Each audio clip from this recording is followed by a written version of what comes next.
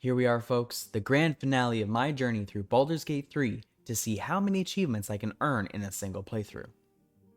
We've had some troublesome achievements in the previous acts, but there's still some more dangerous ones ahead. I've been able to grab 31 out of 54 achievements thus far. In this last act, I have 16 achievements on my list to cross off. Well, are you ready to dive into the final chapter of this incredible game with me? Alright, let's get it then.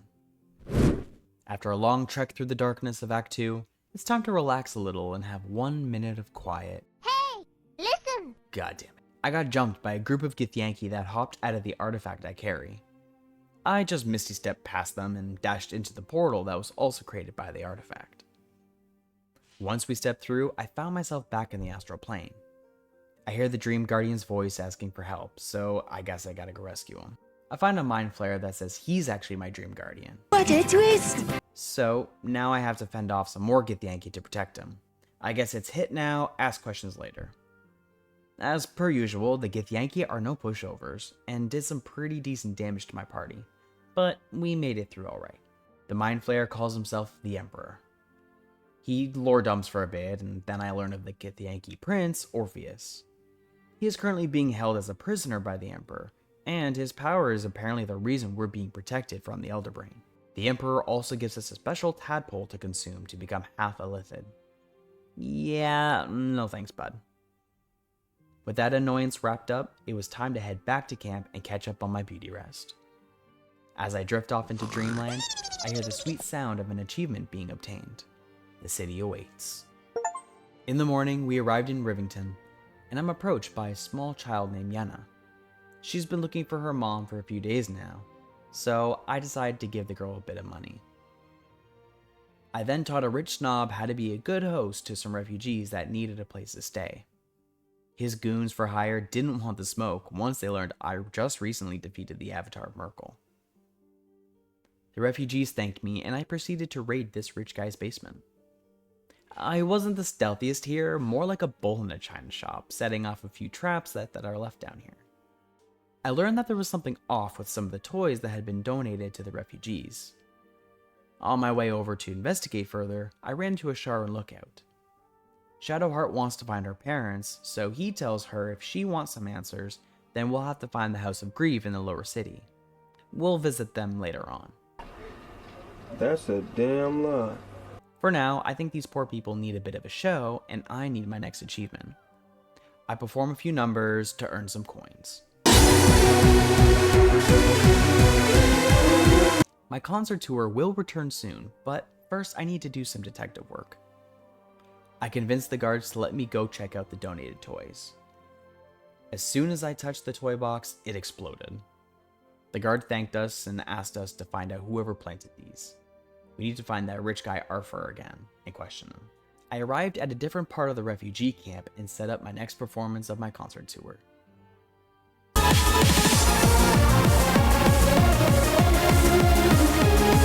Once I collected my coins, I started speaking to one of the guards nearby to see why he didn't buy tickets to my show. Turns out he was actually Orin in disguise. I bring my concert tour to the Gur camp next. Before my performance, they told me about Cazador, a vampire lord that had enslaved Astarion. He had also taken children from their tribe and lives of others trying to hunt him. I told them I'd help them out.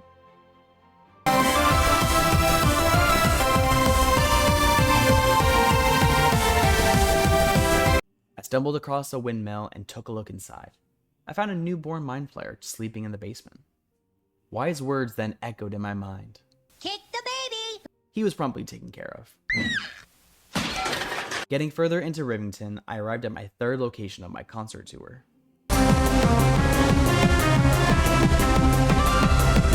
Afterwards, I do a bit of shopping with my hard-earned cash. The grind continues with my fourth performance.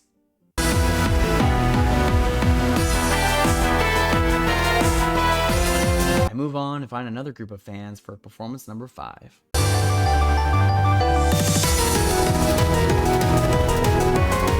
With back-to-back performances, I think it's time for a quick visit to the circus. After getting a sniff down, I saw some fellow performers and think it's time for a collab.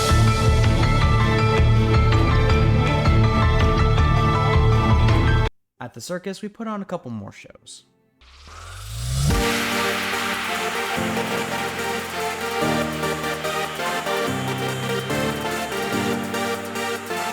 The star of the circus, Dribbles the Clown, was putting on a show of his own on the main stage.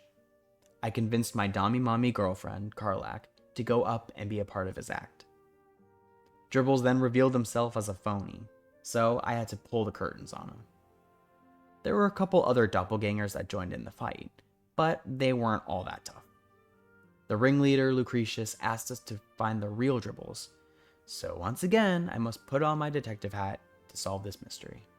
After leaving the circus, I continued my concert tour to earn some more gold.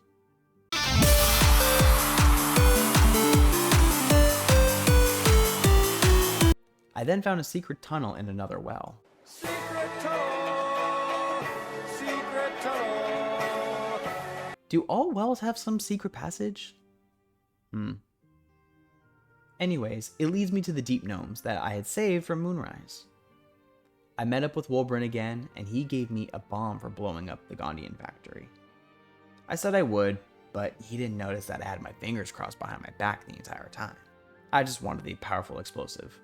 Once I left, I found another secret underground spot where I found more doppelgangers to deal with.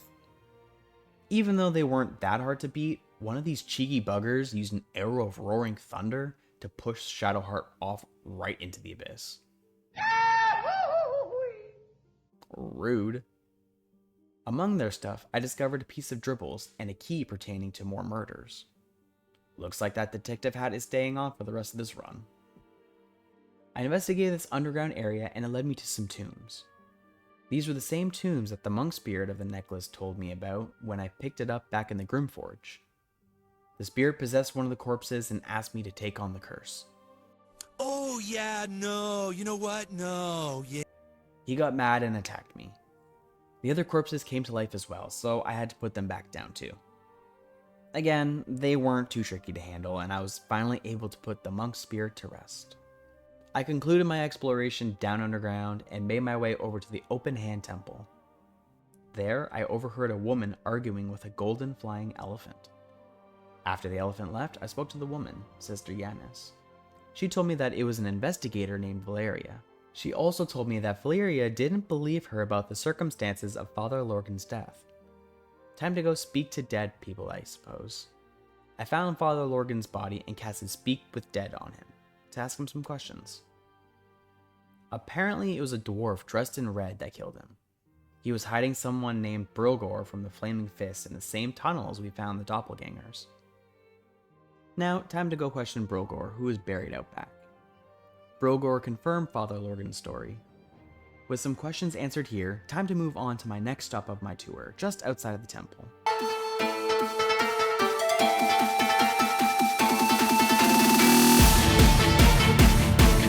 Upon my next long rest, I get a visit from Blacketh herself.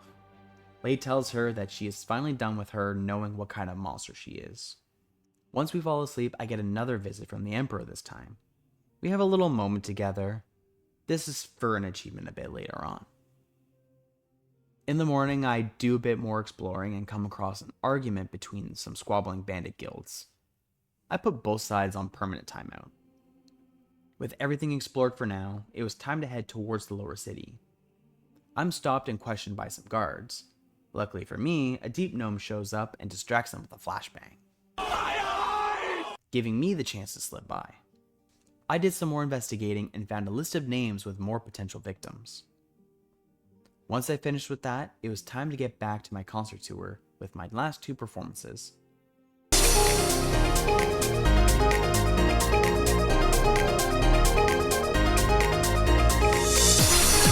My big finale earned me the achievement Busker. Next up was stopping by Sharess's Caress. There's a lot of yapping done here. I chat with Valeria and update her about the murders that are happening. I chat with Arthur and get him to confess to donating explosive toys. He gives me a pass to the lower city with some money as an apology.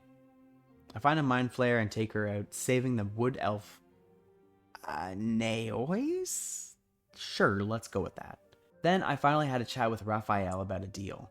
He wants the crown on the Elder Brain in exchange for a hammer that will free Orpheus from the Emperor. I declined. With our yap session done with, it was time to enter Worm's Crossing. We're met by Mizora upon arriving. She tells us Will's dad is upstairs with Gortash, Bane's chosen. When Karlach sees Gortash, she is ready to choose violence right then and there. But both Will and I get her to chill out a bit. In due time, mon chéri. Gortash asks for an alliance between us to betray Orin, Baal's chosen.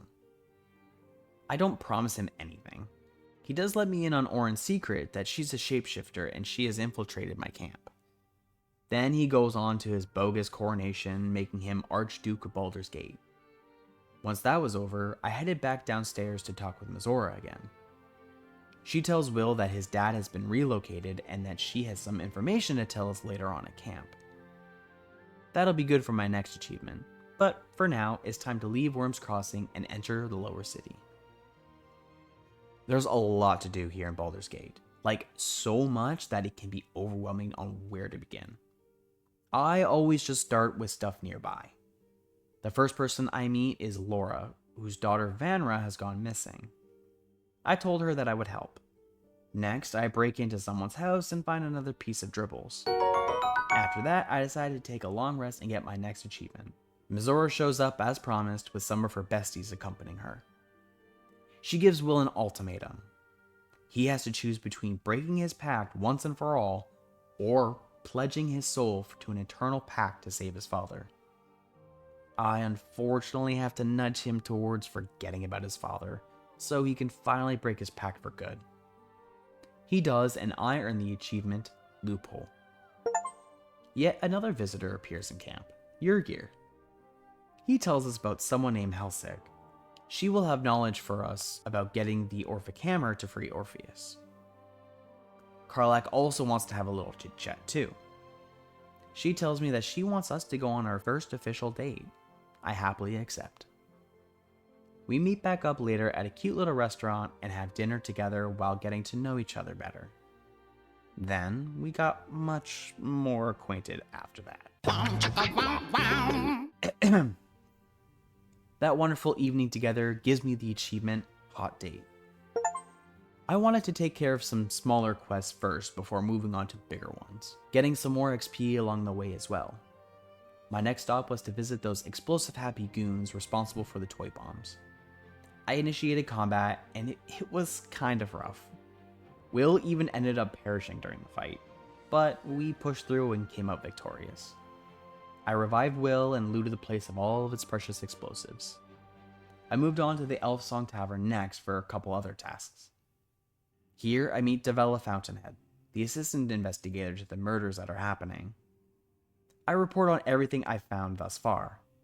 I also get a good price on a room here to upgrade the campsite to something more cozy.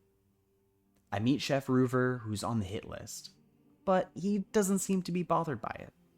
He is only concerned with the rats in the basement. Now I can add Exterminator to my ever-growing resume. After dealing with the rat problem, the Emperor tells us that there's a hidden door that leads to his secret room. I'm gonna put a pin in this just for now. I want to gather more pieces of dribbles first. During my search, I find Cora Highberry, another murder target. Unfortunately, the red dwarf that Father Lorgan spoke of, Dolor, was able to get to her before I could save her. Oops. I dealt with the remaining doppelgangers. Anywho, moving on. I ran into some flaming fists that tell us more about Ansur, the dragon sleeping beneath Baldur's Gate. Another pin for later on. I break into another home and find a hatch into the basement. There I find another piece of dribbles. Believe it or not, the next piece of dribbles I find is in... Did you guess it? If you said in the basement of another house, then you'd be correct. Breaking into houses is such hard work. Time for a quick pit stop at the Blushing Mermaid. It's here I meet Captain Grizzly. Laura had mentioned that this was the last place she saw her daughter, but when asking the captain if that was true, she was quick to say no. She also tried to bribe me with 3,000 gold to permanently put Laura to sleep. When I declined, she revealed herself to be Auntie Ethel.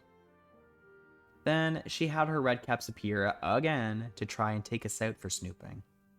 They got slapped back in the swamp, and they got slapped here too. Before I can go confront Ethel, I'm gonna need a special little potion for her. So it's time to grab another pin. I tracked down Dolor at the clothing shop right as he was about to delete another name off that list. Him and his doppelganger buddies actually did quite a number on my squad. They managed to eliminate both Shadowheart and Gale and Downhunter. Luckily for me, the target Figaro remained alive.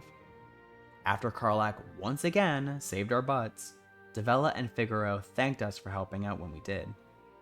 With that grueling slugfest done with, it was time for a little nappy poo. During this long rest, I find out that Orin was disguising herself as Lae'zel, which means Lae'zel is now her prisoner. She wants me to betray Gortash. Well, that was already the plan, so sure. In the morning, I feel like going for a stroll along the water. It was here I saw Volo strapped to a chair surrounded by explosive barrels. So I have to deal with a group of haters that did this to him. I Misty Step over and free him and then start my beatdown.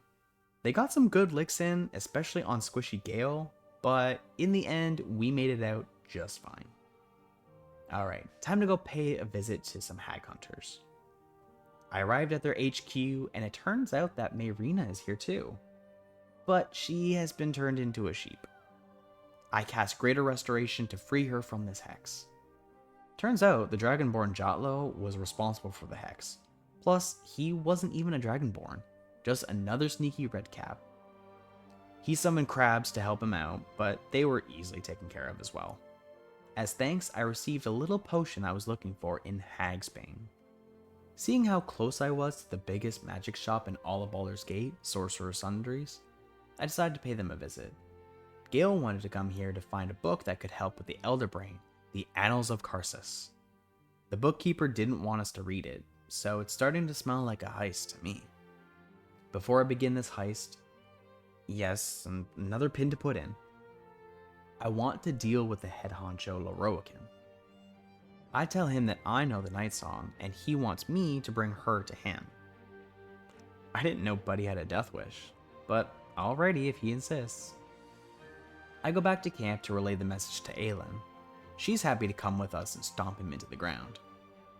I decided I should long rest first, just so I'm fully charged for this pretty tough fight. When I do though, some of Astarian's siblings come to visit in the night.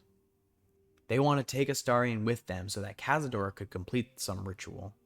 Combat starts and we take care of them fairly easily. Alright, time for some more combat. We bring Aelin to meet Loroakin and combat ensues. When I said it was going to be a tough fight, I wasn't exaggerating. I aimed to end Loroakin first and then deal with his Myrmidons afterwards, and I managed to do so. But by the time I got to that point, Karlach was the last one standing. It was definitely not looking good, but if we've learned anything from this run is that Karlach is a total badass and one tough muscle mommy.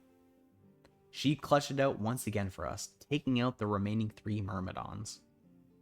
The rest of the party was revived and healed up. With that dealt with, it was now time to pull off a heist. The platform underneath our feet gave us access to the secret vaults. Here, I found the Annals of Karsus and some other goodies. Once the book was retrieved, I handed it over to Gale. He reads that the crown on top of the Elder Brain could possibly give him the ability to ascend to godhood. I told him it's a bit too risky and that he doesn't need it to solve his issues. He reluctantly agreed to pursue the idea any further. Sorry, bud, maybe next time. Upon returning to camp, Elminster gives us another visit and tells Gale that Mistra wants an audience with him at her shrine in the city. We'll make sure to stop by later. For some extra XP, I took a stroll along the other docks and got jumped by a group of Sahugin. With that taken care of, I decided to head back to the Elfsong Tavern where the Emperor's secret hideout was. I found some Githyanki hanging around down there. It was fairly easy. I entered the secret hideout and the Emperor lore dumped about his previous life in the city. I got a bit sleepy after listening to him yap, so time for a long rest. When I fell asleep, the Emperor visited me. We had a little heart-to-heart moment. then one thing may have led to another. This gave me the achievement Mind Blown. Up next was exploring the sewers. I stumbled across ball cultists and made quick work of them. Then I ran into little Arabella. She was able to handle herself against a group of thugs. Good for you, girl. I continued on and came across some more XP in the form of some grease and magma creatures. It was another slugfest, but with the help of some AoE spells and good positioning, I was able to claim victory. After that, I wanted to travel further into the Undercity to grab a couple things. Some waypoints for fast travel and another piece of dribbles. There are some more ball gatekeepers blocking my path. Luckily for me, I just had to focus on the main gatekeeper Gisli for me to advance. I used invisibility to bring my party over safely and start the beatdown from there.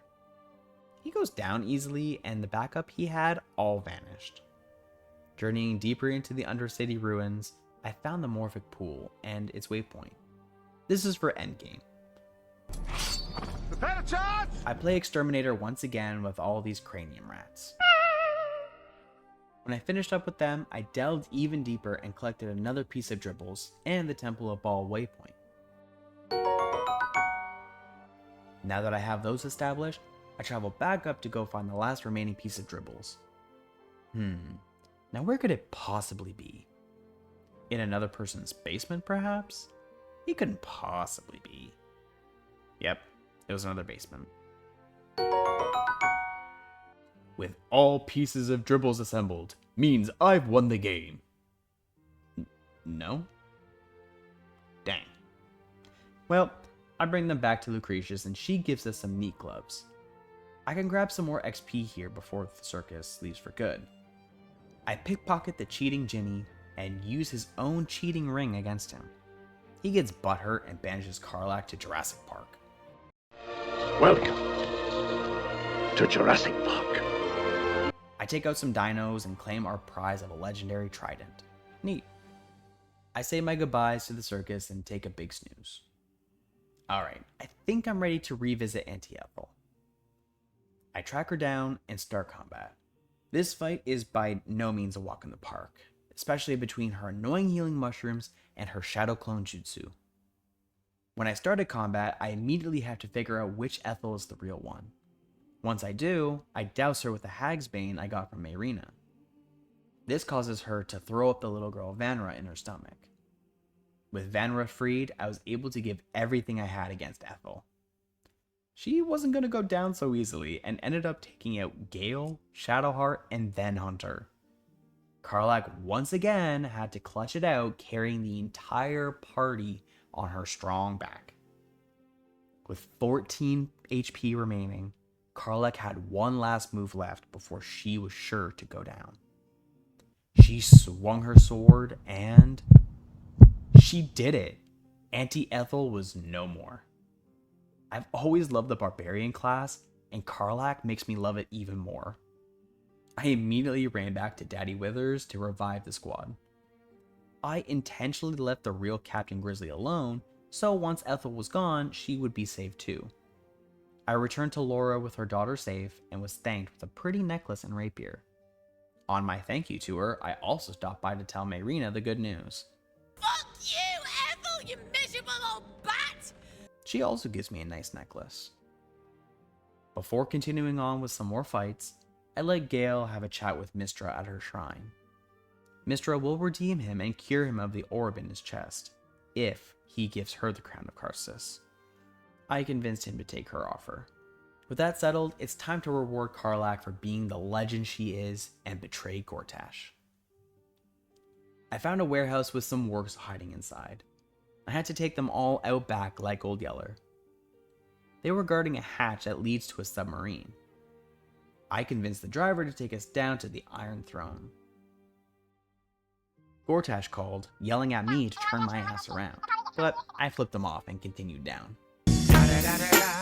It's the motherfucking Deagle Double G. Snoop Dogg! The prisoners being kept down here consist of some Gondians, humans, Omelum, and oh hey look, it's Mizora and Will's dad. Oh, never mind. Mizora, you petty hoe. Anywho, I did the best I could and got most of the prisoners out, with Omelum included. Upon returning to the surface, the tribe of the Sea Queen worshippers confront us about the death of one of their own. It was the driver's fault, so I handed him over to them. I returned to camp to give Will the bad news. He took it rather well. The next day, I made my way back to the docks to meet up with some smugglers that set some stuff aside for me. Thanks for watching my stuff, you guys. You can go now. I go visit Omelum to make sure he's doing well, and he thanked me with some cool items. In order for me to make getting to Gortash easier, I head on over to the Steel Watch Foundry to dismantle them all. Inside, a fight breaks out between the guards and the captured Gondians. I help them out by defeating the guards. After they were dealt with, the head Gondian Tubin offered his assistance to bring down the factory, so I accepted. Now, hindsight, I probably could have just turned invisible to bypass the rest of the guards downstairs, but Gale just hit level 12 during the last fight, which meant everyone else was about to as well. Plus, I do love a good brawl. I went guns blazing down there, and it was actually pretty rough. Unfortunately, Gale, Hunter, and Tubin all perished, leaving the girlies to handle the rest of them, which they did successfully. Before advancing, I go back to Papa Withers to revive the boys and finish leveling everyone up to level 12 at long last. Present me doesn't know why past me went outside to fight the Steel Watch out there, but I did.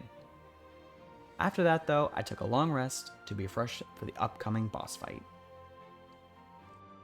Now that I'm level 12, it was time for me to grab 2 achievements in one swoop. I could have technically gotten one of these achievements way back in Act 1, but I wanted to save it for this moment here just because I felt like it. I pay a visit to my fave Bone Daddy Withers and ask him to recruit a hireling, immediately giving me the achievement, Outsourcing. I choose to hire my boy Kurz and we begin to level him up. I take 1 level from each class all the way up to level 12, giving me the achievement, Jack of all trades. With those achievements under our belt now, it's time for a boss fight in the Steel Watch Foundry. I gather some reinforcements, Avengers, assemble! and make my way inside to challenge the Hellfire Steel Watcher Titan. It was a tough fight for sure, and we lost some pretty good warriors in that fight. Even Hunter fell during it too. The rest of the party rallied to avenge Hunter and our fallen allies to take down this massive titan once and for all. Once it fell, Hunter was revived and I headed over to the main console to input the code Tubin left us to wipe out the rest of the Steel Watchers. After we left the foundry, Wolburn approached, wanting to end the Gondians for helping make the Steel Watch in the first place. I told him to chill out and move on. He huffed, but then he took his leave in peace. There are a couple more boss fights lined up. The next target, Ansur, the heart of the gate himself. Of course, now that the Steel Watch has been disabled, the guards at Worm's Crossing have become hostile. Welp, here comes another brawl. It started off pretty good, but then our squishy wizard boy Gale got wiped out. Shadowheart followed afterwards. Damn, these guards were not playing around, and this was just the first group of them. Fortunately, the husband and wife duo of Hunter and Karlach were able to clutch it out. Mainly Karlach, but we all knew that was probably going to be the case. I healed and revived everyone before moving on to the second group. Thankfully, these guys were actually much easier with no casualties. Next was the last group of guards down in the prison cells. Again, we got through it without any casualties. While I'm down here, I also break Counselor Floric out of her cell. I solved the fire puzzle to gain access to the secret passage that leads to Ansur. There are trials here you need to complete to get to Ansur's room. I tried, but I guess I moved out of bounds in the Chamber of Courage trial. Oops. Everything always leads back to a slugfest with me, it seems. Oh well. The skeletons weren't all that difficult, so I took care of them no problem. Now that the whole place was enemy-free, and I was refreshed from a long rest, I made my way toward Ansur's chambers. I gave Hunter and Shadowheart an elixir of lightning resist and summoned some backup, just in case. I interacted with Ansur's bones and he took over my body for a minute. I learned that Ansur and the Emperor were actually partners in their previous lives. Aw, I love that for them. But the Emperor betrayed and killed Ansur. And there it is. Anyways, combat started and it did not go very well. The water myrmidons were a pain in the ass, and Ansur's lightning was a bit overwhelming. I did manage to get him to about a third of his health, but by that time, Gale and even Karlak had fallen. To be fair, To be fair. To be fair. I did try this attempt without Globe of Invulnerability. Attempt 2. I call upon some more reinforcements to help deal with the Myrmidons and spread out my party members in more advantageous positions before starting combat. Once the fight got started, I used Globe and used my summons to try and chip away at what they could. They weren't dealing a whole lot, but hey, I'll take any chip damage I can get.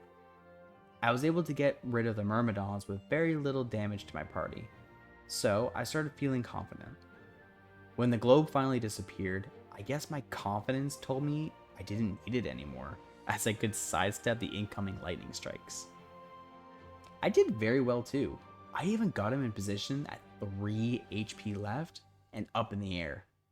Shadowheart goes for the kill with what I thought was using a scroll of disintegrate, but something weird happened and it just ended up shooting an arrow that did 0 damage. Even with a radiant strike too. I panicked and I thought if I summoned my spirit weapon, I could get another shot at finishing this. But it wasn't able to do anything when it summoned. I was super confused as to what happened, but that unfortunate blunder cost me this photo finish attempt. Attempt 3. Something funny happened with this attempt too. At some point, Ansur flew over to the side platform and seemed to be stuck there. This was a huge problem because he refused to fly in the air to gather power, which meant I couldn't get the achievement I was after. With only Gale and Shadowheart left, I had them retreat to see if maybe that would fix Ansur. I revived Hunter and Karlak while I was back at camp. I returned to see Ansur still in his corner. I figured this attempt was over, so I went out swinging. Attempt 4. Alright, I'm getting kinda sick of Ansur's shenanigans. Time to bring out the big guns. I grab a handful of smoke powder barrels and set them up around Ansur before starting the fight. When it began, I set off the barrels and 113 damage.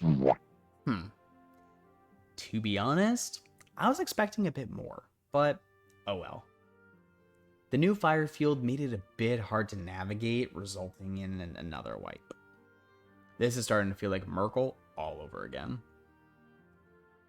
What is it with these undead fights being so annoying and difficult? Attempt 5. I go with Barrelmancy again with some glyphs of warding that resulted in 273 damage. Nice! That's more like it. I chipped away at him more and used my globe to keep my party safe. However, the globe may prevent damage, but it certainly does not protect against statuses. The turn my globe was going to disappear, Ansur had frightened all my party members, keeping them from moving or doing any actions. This allowed Ansur to dismantle this attempt. 6 times the charm, right? I do Barrelmancy again to lower him as much as possible. I even threw in a couple extra barrels. This time, it did 406 damage. Woo! That's what I'm talking about. I could feel it in my jimmies that this was my time. I whittled him down to 1 HP and he flew up to gather power. The time to strike and finish this was now. With one last fireball, I was finally able to put this behemoth to rest and earn the achievement Crash Landing. The Emperor lore dumps some more and I get a shiny new helmet. I took a much needed rest before moving on to the next boss fight in Cazador. After making my way into his palace, I found a skelly boy named Godi. Astarion told me that Godi was responsible for torturing him and his siblings. Naturally, I had to put him down. I snagged a fancy ring from the now pile of bones. I used that ring to enter the main hall where it looked like a bunch of beasts were having a party. They really didn't appreciate us crashing their party, so they attacked us.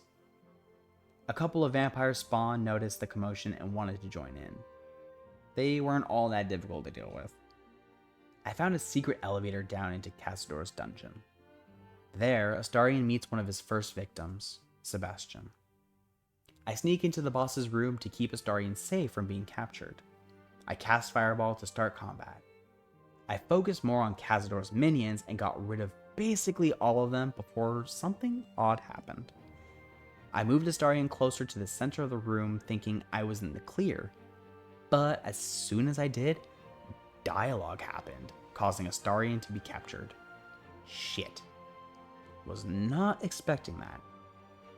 I thought it'd be no big deal, but it ended up being detrimental, resulting in a wipe. This next attempt, I just left Astarion out completely at the top of the stairs. I started combat the same way and got through his cronies just fine. This is how the first attempt was supposed to go. I lured Cazador down and brought Astarion in to rightfully finish him off with a sneak attack. With Cazador defeated, I convinced Astarion to not sacrifice all the innocent people locked up just to ascend. His siblings go off and live their lives out in the Underdark. We get a visit from Ulma, the leader of the Gur, and she thanks us for sparing the victims. Back at camp, Astarion also thanked me for believing in him and helping him be truly free of Cazador. Alrighty, with the Vampire Lord vanquished, it was time to go grab my next achievement from the next boss, Gortash. I scale up Worm's Rock Fortress and disable the traps outside of Gortash's main room. Then I destroy a few other traps inside the building as well. Once they were all taken care of, I positioned everyone outside and had Karlach sneak in to start combat with a surprise attack. I set up a layer of spike growth in front of the door. It only helped a bit as there was another door they could just walk through. At least I could force them all one way. I summoned more backup to help whittle down their health. Gortash joined us outside finally. What's going on out here? And I moved the spike growth over top of them. I also added Insect Plague as well to get some more chip damage. Gortash soon went Super Saiyan,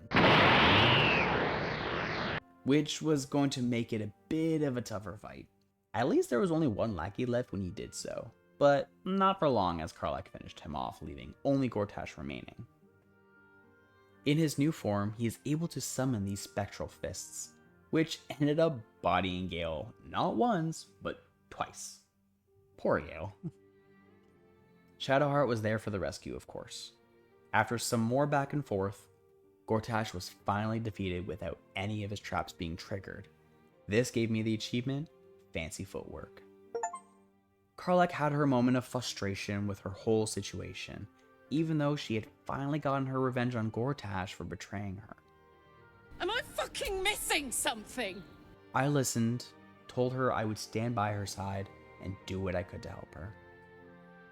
After that emotional fight, it was time to move on and grab another achievement.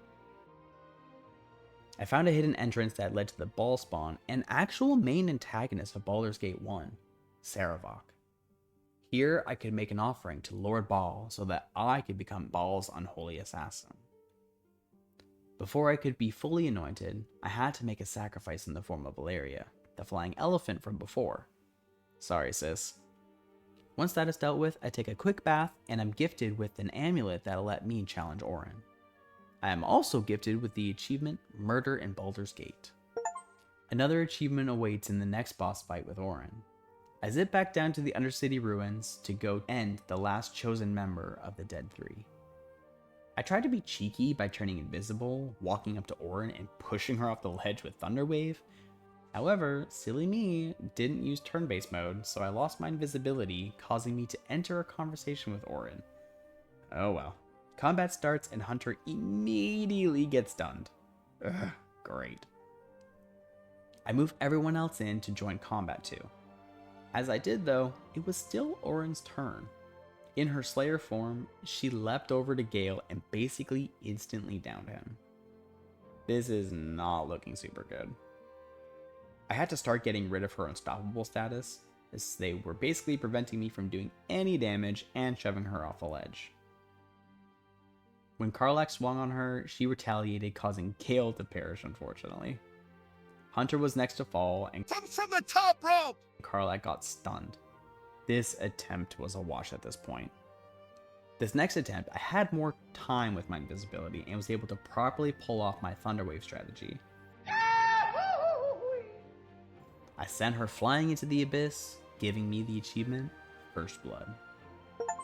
All that was left was Orin's cultists. They weren't pushovers by any means, they did manage to kill both Hunter and Gale. This once again is left up to the ladies to pick up the boys' slack. The powerhouse duo of Barbarian and Cleric was enough to finish off the last remaining cultists. With Orin defeated, I was able to grab the final Netherstone as well as save Lae'zel. My last stop was at the Morphic Pool to set out and defeat the Elder Brain once and for all. I move along and get jumped by a group of little intellect devourers. These small fry weren't difficult to deal with. Delving deeper, I found not just an Elder Brain, but a Nether Brain. An Elder Brain that is being controlled by the Crown of Karsus. I have to use the Nether Stones to subdue this monstrosity.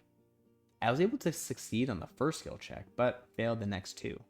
That was okay because the last one was the most important one. A DC of 99. Only a nat 20 will do the trick. I had some inspiration saved up just for this moment. I used up 2 of them before I finally got it.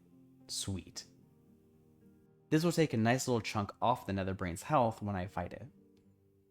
The Netherbrain does break out of the chains and the Emperor has to swoop in and bring us to safety. He brings us back into the astral plane where Orpheus was being held. He gives us the option to become Illithid to defeat the Netherbrain. Now, at the time, I thought the achievement I was going to get meant that your character had to be Illithid. Turns out, it can be Karlach as well. I would have done this slightly differently if I had this knowledge previously. Anyways, when Karlach asked if she could do it, I told her that I would do it instead. I transformed into a Mind Flare and assimilated Orpheus.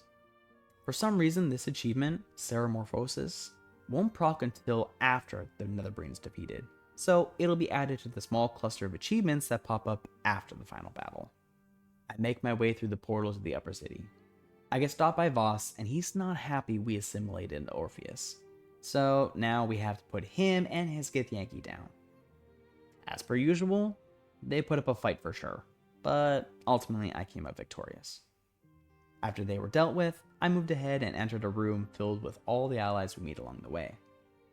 I then turn my party invisible and make my way past all these losers standing in our way. See ya, chump. When everyone was through the door, the game forced me into turn-based. I now have to avoid the incoming blasts and other enemies lying in wait. Now, if only past me knew what present me knows about this part, alas, I did it the hard way and moved everyone one at a time through this mess. It wasn't pretty, but I made it pretty much in one piece. I healed up, and it was now time to climb up on top of the Netherbrain to put an end to its tyranny. I have another achievement to get in this fight too. I have to slay the dragon, and I know just how I'm going to do it. Everyone's favorite spellcasting class, Baromancy. In an unfortunate turn of events, as I was trying to set up, I accidentally triggered a reaction from the dragon, and it used a fireball to blow up my explosives and instantly killed Thunder. Then, when I was trying to set up the remaining explosive barrels with Karlach, I accidentally placed one of the last barrels onto a patch of fire that I clearly didn't see, and it all blew up. It didn't even kill the dragon. It at least brought him down to 124 HP. I continued to deal heavy blows until I was finally able to slay the mighty dragon, giving me the achievement Interfectorum Draconis. With some help with Nurse Shadowheart, I was able to put my party back in a decent position. I was able to revive Hunter as well. I was able to get up to the crown and cast my spell to get it to open the gate to the Netherbrain directly. I was lucky enough to succeed on a Mind Blast that would have stunned me and interrupted my spell. Phew. I made my way inside and started wailing on the Nether Brain. It started to blow up all the platforms, and before I knew it, it was only Hunter and the Emperor left. The brain was brought down to 38 HP before it retaliated, wiping out Hunter and this attempt. The next attempt, I was able to pull off the explosive strat more carefully and effectively, one-shotting the dragon. Unfortunately, the mind flares and my party's doppelgangers were just a bit too overwhelming and ended my second attempt.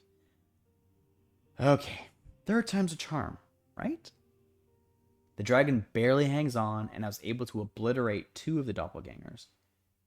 Seeing how the dragon was still alive, it actually helped a bit by damaging the doppelgangers that ran up right next to my party with a massive fireball. Hey, silver linings. I was able to open up the portal one more time, leading me to the Nether Brain. I kept some explosives handy to use for this moment. With a fireball from Hunter, the Nether Brain went from 360 HP all the way down to 150. Hunter was down unfortunately, but the deed was almost done. Gale entered and blasted it with a level 6 magic missile, bringing it down to 69 HP. Nice. He wasn't done yet though. It was time to have a big sip of a potion of speed to give me another round of level 5 magic missiles. This was enough to finally put an end to the final boss and the run itself. The Nether Brain had been weakened enough for the Nether Stones to finally work, so we commanded it to end itself for good. The Absolute is no more. As the gang is having a moment of peace, Karlach's engine starts to aggressively overheat. She must return to Avernus now, or else she'll die. I decided I wasn't going to let her die or be alone, so I journeyed with her back to Avernus. Fast forward a bit, and Withers invited us back for a nice reunion with everyone else. I mingle and then celebrate the Absolute's demise. The final achievements that are left all pop up during the end credits.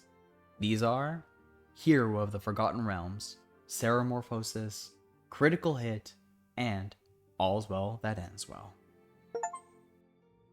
Well, there you have it. My journey through Baldur's Gate 3, trying to get as many achievements as I can in a single playthrough, is finally over. Let's take a quick look at my final results. I was able to get 47 out of 54 achievements. That's not too bad at all. Like I mentioned before, there were about 4 other achievements I could have gotten if I had more knowledge and more experience playing. This was such a crazy ride, and even with a few pulled hairs along the way, I still really had a great time playing. This game has truly become one of my all-time favorites, and one that I can play over and over again without getting bored. Thank you all so much for watching. This definitely won't be the last time I make some Baldur's Gate 3 content, so please make sure to leave a like, comment, and subscribe for more of my shenanigans, and I will see you all next time.